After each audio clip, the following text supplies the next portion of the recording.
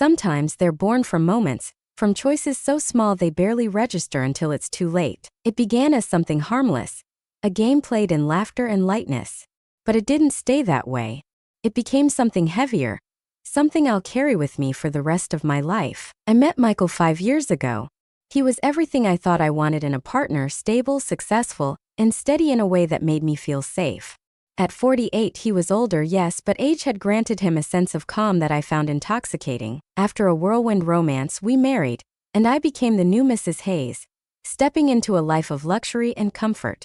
But comfort can be a double-edged sword. Michael's work consumed him, leaving little time for us to build the kind of connection I craved. He was always traveling, attending meetings, or answering phone calls at all hours. Our conversations dwindled to logistics and polite exchanges, leaving me to fill the silence of our sprawling home on my own. And then there was Ryan, Michael's son from his first marriage. At 20, Ryan was in that in-between stage of life, young enough to still be finding himself, but old enough to carry the weight of expectations. He was nothing like his father. Where Michael was composed and measured, Ryan was charming and effortlessly magnetic. From the moment I met him, I felt a strange pull toward him. Not attraction, not at first, but curiosity. There was something about the way he carried himself, a confidence that bordered on cockiness but didn't quite tip over. He challenged me in a way that was both infuriating and refreshing. For months, I tried to build a relationship with him more out of obligation than anything else. I wanted to be the kind of stepmother he could trust, someone he might even like. First, it was like trying to crack a code. He was polite but distant, offering only surface-level conversations and quick smiles. But over time, he began to let me in. We bonded over little things: movies, cooking, and sarcastic banter that felt more sibling-like than maternal. It wasn't perfect, but it was something. Then one weekend, Michael announced he'd be leaving for a 3-day business trip. It wasn't unusual, but this time the thought of being alone in the house with Ryan gave me pause. Not because I feared anything would happen, but because I couldn't quite pinpoint why the idea unsettled me. That Friday night, I ordered pizza and suggested we watch a movie together. It felt like a natural thing to do, an effort to keep things light and easy. We laughed through the film, tossing popcorn at each other during the cheesy scenes. After the credits rolled, Ryan turned to me with a mischievous grin. "Truth or dare?" he asked, his voice playful. I laughed, shaking my head. "Are we really doing this? What are we, 12? Come on, Clara, live a little," he teased, leaning back against the couch. I hesitated. It felt ridiculous, but the wine we'd shared earlier had loosened my guard. Against my better judgment, I nodded. "Fine. Truth," I said, opting for the safer choice. "All right," he said, rubbing his chin dramatically. "What's the most embarrassing thing that's ever happened to you?" I rolled my eyes but played along, sharing a cringeworthy story about tripping in front of a crowd during a college presentation. He laughed, and the sound was contagious. The game continued, starting with harmless questions and dares. Ryan dared me to eat an absurd combination of leftovers from the fridge. I dared him to do a dramatic reading of a cheesy romance novel. But as the night went on, the game began to shift. "Truth or dare?" he asked me again, his eyes locked on mine. "Truth," I said, my voice quieter this time. "Have you ever been tempted to lie to my dad?" The question caught me off guard. "I mean, nothing serious," I replied, trying to sound casual. "Maybe small things like telling him I'm fine when I'm not." Ryan didn't look convinced, but he didn't press further. When it was his turn, I decided to push him a little. "Truth or dare?" I asked. "Dare," he said without hesitation. "I dare you to tell me something you've never told anyone before." For the first time that evening, Ryan hesitated. He looked down at his hands, his confidence faltering. "All right," he said finally. "Sometimes I feel like I'll never live up to my dad. Like I'm just stuck in his shadow." His honesty surprised me. "Ryan," I began, unsure of what to say. "Your turn," he interrupted, shaking off the moment. "Truth or dare?" "Dare," I said, hoping to lighten the mood. "I dare you to let me braid your hair," he said, grinning. I laughed, relieved by the harmlessness of the dare. "All right, but don't blame me if it turns out awful." He moved behind me, gathering my hair in his hands. His fingers were surprisingly gentle, and the moment felt oddly intimate. When he was done, I turned to face him, laughing at his attempt. "You look good," he said, his tone softer than I expected. The room went quiet, the air between us charged with something I couldn't quite define. My heart raced and I quickly stood up, breaking the moment. "I think it's time for bed," I said, forcing a smile. Ryan nodded, his expression unreadable as I walked away. That night as I lay in bed, I couldn't stop replaying the evening in my mind. The way he looked at me, the softness in his voice. It was nothing. It had to be nothing. But deep down, I couldn't shake the feeling that something had shifted. The next morning, I woke up determined to shake off the unease from the night before. I told myself that I was overthinking things, that whatever tension I thought I'd felt was nothing more than a figment of my imagination. Ryan was just a young man, Michael's son no less, and I was his stepmother. There was no room for anything more. Michael had left detailed instructions for Ryan to focus on his upcoming exams. I decided to channel my energy into being a supportive figure, to steer things back to the normal dynamic we'd carefully cultivated. After breakfast, I offered to help him with his coursework, and for most of the day, everything felt ordinary. But ordinary has a way of unraveling when it's built on fragile foundations. That evening, we were back in the living room, the hum of the television filling the silence as we sat on opposite ends of the couch.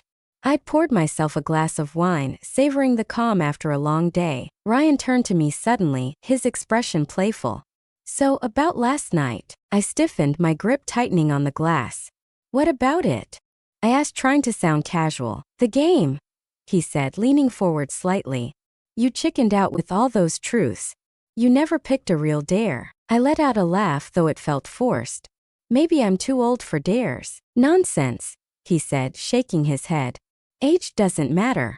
You just have to be brave enough to take the risk." There was a challenge in his voice that made my pulse quicken.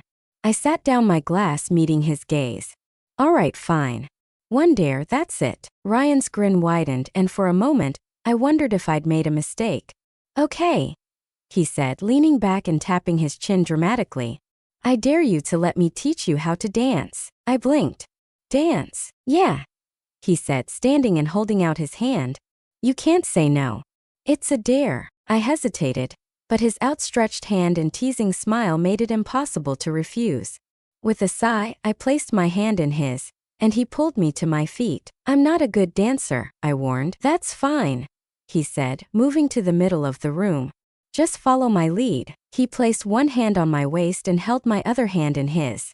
The gesture felt innocent enough, but as we began to move, I became acutely aware of the closeness between us. His hand was warm against my waist, his grip firm yet gentle. I felt the air between us change, thickening with an unspoken tension that neither of us acknowledged. His hand on my waist tightened ever so slightly, and I froze, the weight of the moment crashing over me like a wave. "We should stop," I said, stepping back abruptly. Ryan's hand fell to his side, and for a moment, he looked as though he wanted to say something, but he didn't. He simply nodded, his expression unreadable. "Good night," I said quickly, retreating to my room before he could respond. That night, sleep eluded me. I lay awake, staring at the ceiling as guilt and confusion churned in my stomach. What was wrong with me? I was a married woman, a stepmother.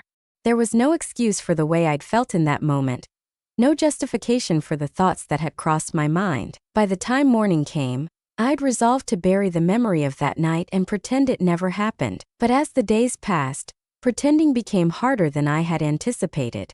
Ryan and I avoided each other as much as possible, speaking only when necessary. When we were in the same room, the tension was palpable, an unspoken reminder of the line we'd almost crossed. One afternoon, as I sat in the kitchen scrolling through recipes, Ryan walked in. He hesitated in the doorway, as though debating whether or not to enter. "Can we talk?" he asked finally. I set down my phone, my heart pounding. "About what?" "About everything," he said, his voice quieter than usual. I shook my head. "There's nothing to talk about, Ryan. It was a mistake, a moment of confusion, that's all." He moved closer, his expression conflicted. "It didn't feel like a mistake." His words hung in the air, heavy and undeniable. "Ryan," I began, but he cut me off. "I'm not saying it was right," he said quickly, "but we can't just pretend it didn't happen. We need to figure out how to move forward." I took a deep breath, trying to steady myself. Moving forward means forgetting it ever happened, for both our sakes. He nodded reluctantly, his shoulders slumping. "Okay, if that's what you want." It's not about what I want, I said, my voice barely above a whisper. It's about what's right. Ryan didn't respond. He simply turned and walked out of the kitchen, leaving me alone with the weight of my guilt. As I sat there staring at the empty doorway, I couldn't help but wonder if we could ever truly bury what had happened, or if it would haunt us forever. Secrets have a way of tangling around your mind, choking out reason and clarity.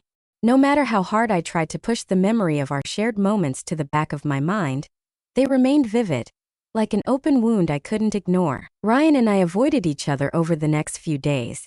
Conversations were clipped, eye contact avoided, and the once easy dynamic between us had transformed into something strained and awkward. The tension was suffocating. One evening, after an especially quiet dinner, Ryan and I ended up in the living room again. The hum of the TV filled the silence, but neither of us was watching it. I sat on one end of the couch, nursing a glass of wine, while Ryan sat on the other, flipping aimlessly through his phone. Finally, he spoke. "Let's play one last game." I froze, my heart skipping a beat. "What? Truth or dare?" he said, his voice steady. I shook my head immediately, wary. "Ryan, no. That's how all of this started." "Exactly," he replied, meeting my gaze. "We started it with a game. Let's finish it with one." His words were absurd, but there was something in the way he said them that made me pause. Against every instinct, I found myself nodding. "Fine.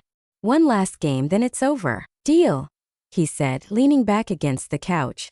"Truth or dare?" "Truth," I answered quickly, desperate to keep things light. He studied me for a moment, his expression unreadable. "Do you ever think about that night?" My heart sank. The honesty in his question left me breathless, and for a moment I considered lying. But the weight of his gaze compelled me to tell the truth. "Yes," I said quietly. His jaw tightened, but he nodded. "Your turn." I hesitated, unsure of how to proceed. Finally I asked, "Truth or dare?" "Dare," he replied without hesitation. I swallowed hard, my mind racing. Part of me wanted to choose something harmless, to steer us away from the edge we'd been teetering on. But before I could stop myself, I said, "I dare you to kiss me." The words hung in the air, heavy and impossible to take back.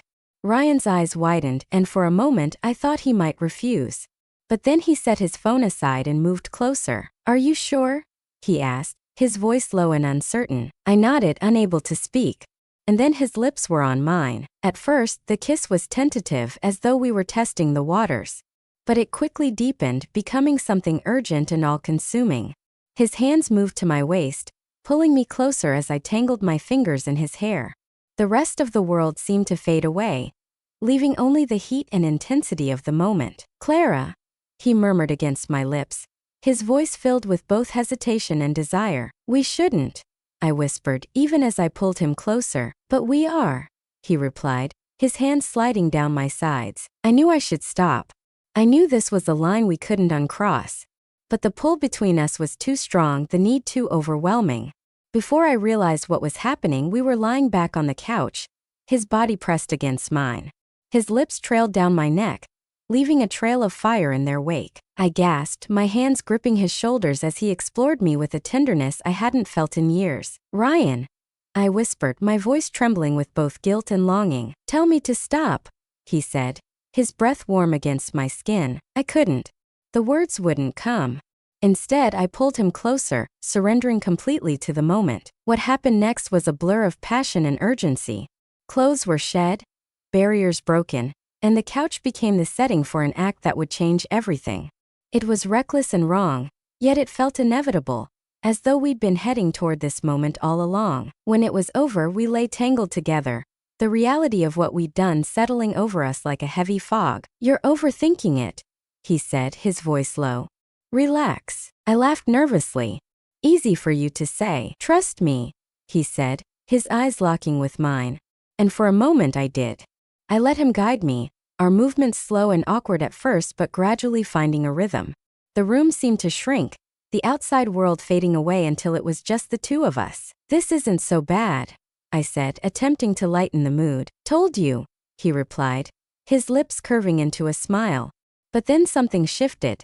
The playfulness in his gaze was replaced by something heavier, more intense. "This was a mistake," I said finally, my voice barely above a whisper. I know, Ryan replied, his arm draped over me. I sat up, pulling a blanket around myself as the weight of my guilt threatened to crush me. We can't let this happen again. It won't, he said, though his tone was far from convincing. I turned to him, my expression serious. We have to keep this a secret, Ryan. No one can ever know. I understand, he said, sitting up and running a hand through his hair. As I stood and gathered my clothes, I felt the full weight of my actions pressing down on me. I'd crossed a line I never should have, betrayed the trust of the man I'd vowed to honor. But as I walked to my room that night, one thought lingered in my mind. No matter how much I regretted what had happened, I couldn't deny the way Ryan had made me feel. And that terrified me more than anything else. The morning after, the air in the house was suffocating. Every creak of the floorboards and rustle of movement reminded me of what had happened the night before. I stayed in my room longer than usual, pacing back and forth, replaying everything in my mind. I couldn't decide what was worse, the act itself or the weight of the guilt now bearing down on me. When I finally came downstairs, Ryan was already in the kitchen, leaning against the counter with a cup of coffee. He looked up as I entered, his expression unreadable. Morning, he said quietly. Morning, I replied, my voice stiff. The tension between us was unbearable. We stood there for a moment, neither of us knowing what to say, until I finally broke the silence. About last night. He looked away, his jaw tightening. We don't have to talk about it. No, I said firmly. We do. We need to set boundaries, Ryan. That can't ever happen again. He nodded slowly. I know, I mean it, I said, my voice trembling. What we did was wrong. So wrong. And if Michael ever... He won't, Ryan interrupted, meeting my gaze. I'll never say anything. I promise. His words should have reassured me, but they didn't. If anything, the seriousness in his tone only made the situation feel more real. I need you to understand, I said, my voice softening. We have to go back to how things were. We can't let this mistake define us. Ryan stared at me for a long moment before nodding. All right, he said. We'll go back to normal. But as I turned to leave the kitchen, I couldn't shake the feeling that normal was no longer an option for us. For the next few days, we did our best to act as though nothing had happened. Ryan kept to himself, spending most of his time in his room or out of the house. I threw myself into chores and errands, anything to keep myself busy. But no matter how hard I tried to distract myself, the memories of that night lingered. Every time I walked past the living room, I saw flashes of us together on the couch. His hands on my skin, his lips on mine. I hated myself for it. One evening, as I was folding laundry in the guest room, Ryan appeared in the doorway. Hey, he said hesitantly. I glanced up, my chest tightening at the sight of him. Hey, he stepped inside, closing the door behind him. Can we talk? I don't think that's a good idea, I said, turning back to the laundry. Please, he said, his voice low. Just for a minute, I sighed, setting down the shirt I was folding. What is it? He hesitated, running a hand through his hair. I wanted to say I'm sorry for everything. His apology caught me off guard. I looked at him, searching his face for sincerity. I never meant for any of this to happen, he continued. And I hate that I've put you in this position. I know it's my fault, and I'll do whatever it takes to make things right. Ryan, I said softly, my heart aching at the guilt in his voice. It wasn't just you.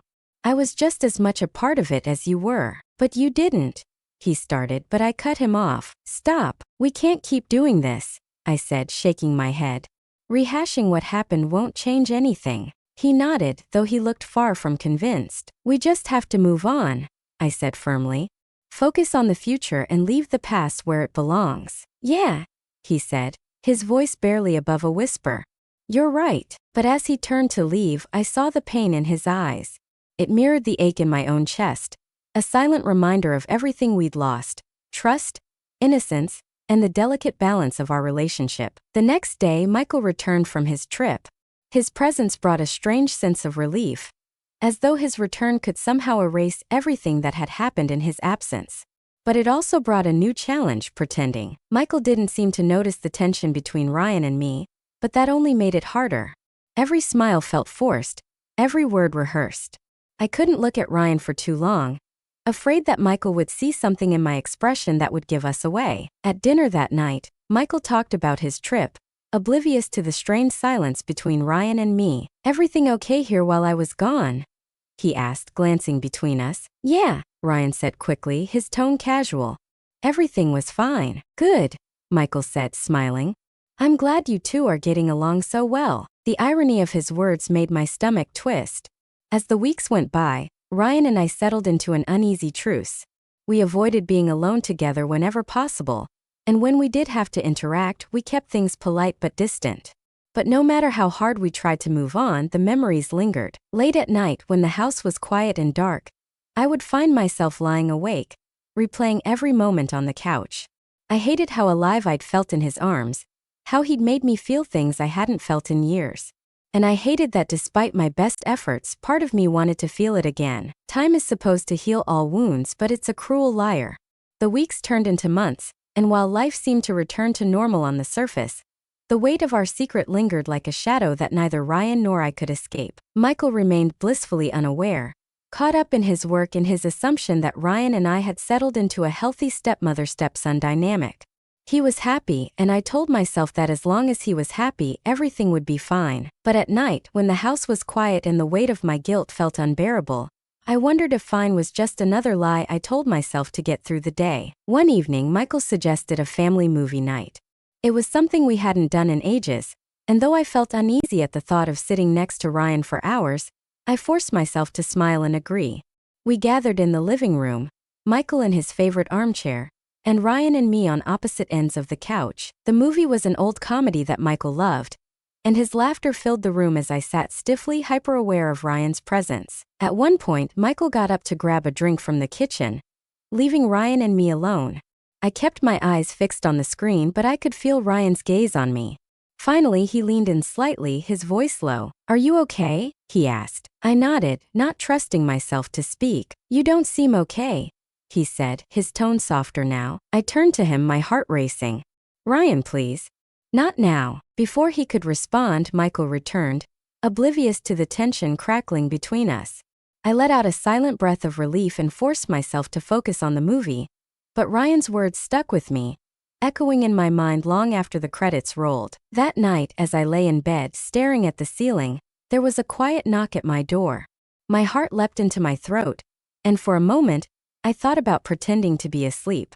But the knock came again, softer this time, and I knew who it was. I got up and opened the door just enough to see Ryan standing there, his expression uncertain. "Ryan," I whispered, glancing down the hall to make sure Michael wasn't nearby. "What are you doing?" "I need to talk to you," he said, his voice low. "This isn't a good idea," I said, shaking my head. "Please," he said, his eyes pleading. "Just for a minute." I hesitated before stepping aside and letting him in, closing the door quietly behind him. He stood in the middle of the room, his hands shoved into his pockets. "I can't do this anymore, Clara." "Do what?" I asked, even though I already knew the answer. "Pretend like everything's fine," he said. "Pretend like I don't think about that night every single day." "Ryan, stop," I said, my voice trembling. "I know you feel it too," he continued, taking a step closer. "I see it every time you look at me.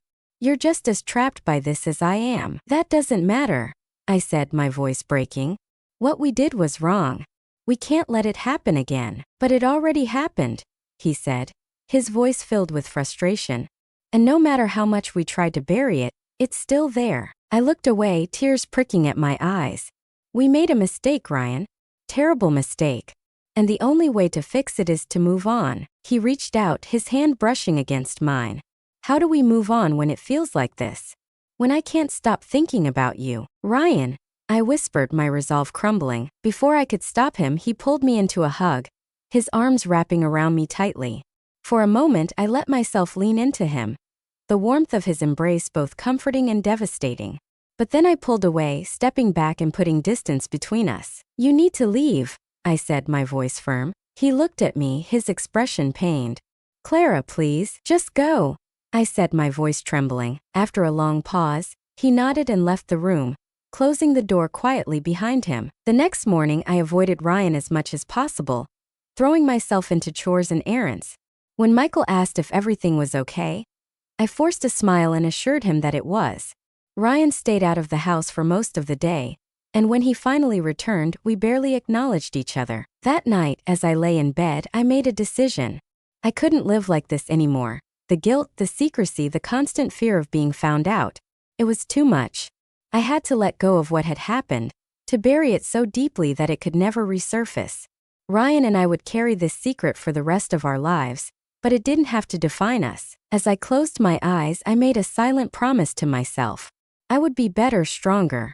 I would honor the vows I made to Michael and rebuild the life I'd almost destroyed. Because no matter how much I regretted what had happened, I couldn't undo it. All I could do was move forward, one day at a time, and hope that the weight of our secret would grow lighter with time.